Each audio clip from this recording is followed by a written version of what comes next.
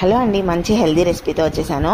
స్నాక్గా అయినా బ్రేక్ఫాస్ట్గా అయినా డిన్నర్గా అయినా చేసుకోవచ్చు. ఫస్ట్ ఒక బౌల్ తీసుకొని దానిలో కొంత రాగి పిండి వేసుకొని కట్ చేసుకున్న ఆనియన్స్, పచ్చిమిర్చి, కరివేపాకు అండ్ కొత్తిమీర, కొంచెం సాల్ట్, తురిమిన క్యారెట్, కొంచెం జీలకర్ర అండ్ 1 అవర్ ముందు నానబెట్టానండి నేను ఈ పచ్చిశనగపప్పు. అవి కూడా వేసుకుంటున్నాను. అవి వేసుకుంటే బాగుంటుంది. అండ్ మనం ఆకుకూరలు కూడా వేసుకోవచ్చు, లైక్ మెంతుకూర, తోటకూర వేసుకోవచ్చు. లైక్ గోంగూర ఇలా పుల్లగా ఉండే వేసుకోకూడదండి.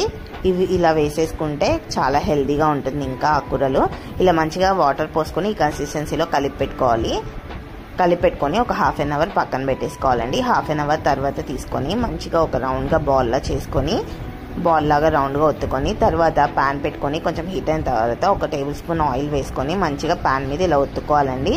ఒత్తుకొని రౌండ్గా ఒత్తుకొని ఒక 1 సైడ్ మూత పెట్టేసుకొని ఒక సైడ్ కాలిపోయిన తర్వాత మంచిగా వేగిన తర్వాత ఇంకొక సైడ్ ఫ్లిప్ చేసుకొని అటువైపు కూడా మూత పెట్టుకొని మంచిగా మగ్గించుకోవాలండి. మంచిగా లోపలికి కూడా ఉడుకుతుంది అనమాట. ఇదంతా లో ఫ్లేమ్లో చేసుకోవాలి.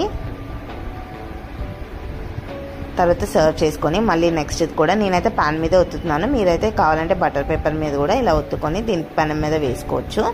ఇలా రౌండ్గా ఒత్తేసుకొని అంతా సిమ్మిలోనే ఇది కూడా సేమ్ అండి. ఒక సైడ్ ఉడికిన తర్వాత మళ్ళీ ఇంకో సైడ్ ఫ్లిప్ చేసుకొని మూత పెట్టుకొని మగ్గించుకోవాలి. ఇది చక్కగా పల్లి చట్నీతో అయినా సర్వ్ చేసుకోవచ్చు, లేదా ఉత్తిదైనా తినేయచ్చండి. చాలా బాగుంటుంది, హెల్దీ కదా. ఇంకా ఆకుకూరలు వేస్ట్ చేస్తే ఇంకా హెల్దీగా ఉంటుంది. పిల్లలు కూడా ఇష్టంగా తింటారు. అందరికీ నచ్చేస్తుందండి. ఖచ్చితంగా ఒకసారి ట్రై చేయాల్సిన రెసిపీ.